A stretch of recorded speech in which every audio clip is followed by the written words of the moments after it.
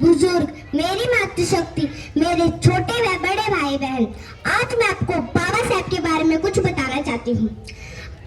जब लोग ये कहें कि तुमसे नहीं होगा, ये तुम्हारी बस की बात नहीं है और वो काम आप करके दिखा दे, तो जो संतुष्टि मिलती है उसे मापा नहीं जा सकता, चाहे वो सड़क पार करना ही क्यों ना हो।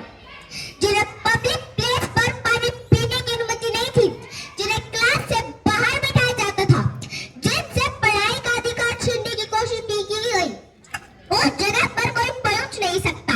आई talk about the father of Indian constitution, doctor Baba Saheb Bhimrao Ambedkar जी।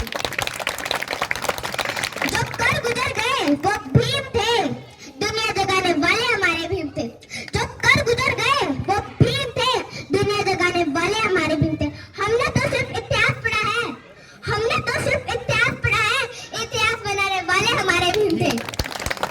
बाबा साहेब पढ़ने में इतने अच्छे थे कि वो 64 सब्जेक्ट के मास्टर बने, 9 भाषाओं के जानकार थे। इकोनॉमिक का 8 साल का कोर्स उन्होंने मात्र 2 साल 3 महीनों में कंप्लीट कर दिया था। वो 21 घंटों तक पढ़ाई करते थे। कोलंबिया यूनिवर्सिटी में 2004 में टॉप 100 की लिस्ट निकाली गई थी, जिनमें नंबर 1 पे थे हमारे बाबा साहेब अम्बेडकर जी। सूरज से कितना भी चमक ले, समुद्र को सुखा नहीं सकता। सूरज से कितना भी चमक ले, समुद्र को सुखा नहीं सकता। हम बाबा साहेब के वंश हैं, हमें कोई हरा नहीं सकता। बाबा साहेब की जो कमाल की बात थी वो था उनको कॉन्फिडेंस। उस टाइम के महान नेता महात्मा गांधी की बातों से भी एग्री नहीं होते थे, बल्कि ये तक कहते थे कि नहीं, मैं आपकी बातों से सहमत नहीं हूँ। इतनी असहमति के बाद भी हमारे बापूजी कहते थे, एक तरफ खड़ा कर दो 1000 स्कॉलर को और एक तरफ खड़ा कर दो हमारे बाबा साहेब को, उनका ज्ञान सबसे ज्यादा ही मिलेगा। आपकी तारीफ कैसे करूं मैं बाबा साहेब, मेरे शब्दों में जोर नहीं। आपकी तारीफ कैसे करूं मैं बाबा साहेब, मेरे शब्दों में जोर नहीं। हमने पूरी दुनिया का इतिहास पढ़ा है, पर आपके जैसा कोई और नहीं। जिंदगी में सिर्फ अपना मत सोचे, समाज का भी सोचे, क्योंकि समाज के बारे में भी सोचना आपकी रिस्पॉन्सिबिलिटी है। क्योंकि अगर समाज का यही सोचेंगे तो जीतेंगे कैसे। मैं Kanishka Ladwa, daughter of royal box. हर मुश्किल आसान हो जाती है जब बाबा साहब के संघर्षों को पढ़ लेते।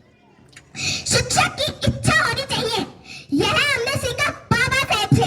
जब बाबा साहब कोलंबिया यूनिवर्सिटी में पढ़ने गए तो वहाँ की जो लाइब्रेरी थी उसमें पीएन आता था, उससे भी पहले हमारे बाबा साहब पहुंच जाते थे और सबसे आखिर में वहां से निकलते थे। और कई बार तो पीएन से रिक्वेस्ट भी करते थे कि प्लीज थोड़ी देर और खोल दीजिए लाइब्रेरी, मैं थोड़ी देर और पढ़ लूंगा। एक बार तो पीएन से कह दिया, क्या तुम यहाँ पे आकर रोज पढ़ते रहते हो, दोस्तों के साथ मजे नहीं करते क्या?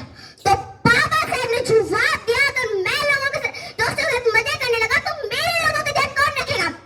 क्योंकि बाबा साहब का मानना था कि सक्सेस तक पहुंचने का सिर्फ एक ही रास्ता है, जिसे हम सब एजुकेशन कहते हैं। बाबा साहब की जो प्राइवेट लाइब्रेरी थी, राजगृह जिसका नाम था, उसमें 50,000 से भी ज्यादा किताबें थी और वो उस टाइम की सबसे बड़ी लाइब्रेरी थी। अपनी नींद खोकर जगाया हमको, अपनी नींद खोकर जगाया हमको, आंसू अपने बहाकर हंसाया हमको। कभी मत भूलना उस महान इंसान को, जमाना कहता है बाबा साहेब अम्बेडकर जी को। जय भीम। बुद्ध जी और रविदास जी के चरणों में प्रणाम करता हूँ और जितनी मेरी मातृशक्ति, मेरे बुजुर्ग, मेरे दोस्तों जितने भी आए सभी के चरणों में प्रणाम करता हूँ, क्योंकि आप लोग ही हैं जो इस विचारधारा को जगाए रखे हुए हो। तो मैं ज्यादा ना कुछ करते हुए इस बच्ची से प्रेरणा लेते हुए जितना ये बोलगी, यदि 10 ग्राम में भी एक बेटी ऐसी पैदा हो जाए तो मेरे ख्याल में आपने विचार ज्यादा बढ़ाने की है, बढ़ा देंगे। तो मैं धन्यवाद करता हूँ इसके माँ बाप का बहुत ज्यादा। और भाई बाबा साहब तो अकेले थे, उस टाइम पे पढ़ने की भी बेटी ने सारी चीजें बताती, पानी कैसे पिलाते थे, खाना था नहीं था, सारी चीजें थी। और बाबा साहब ने एक चीज कही थी, मैं अकेला था, यदि मेरी जगह कोई और होता तो वो मर गया होता। आज आप लोग स्वतंत्र कह लो अपने आप को, पढ़ने की हमारे को आजादी है, खाने की आजादी है, रहने की आजादी, सारी चीजों की आजादी है। लेकिन जो बाबा साहब की उंगली थी उस मुकाम तक आज भी हम नहीं पहुंच पाए। ये हमारा दुर्भाग्य है। हम लोगों को मिलजुल के सभी को संघर्ष करना चाहिए और इस महान आत्मा की जो इच्छा थी उसके सपनों को पूरा करना चाहिए। जय भीम, जय भारत।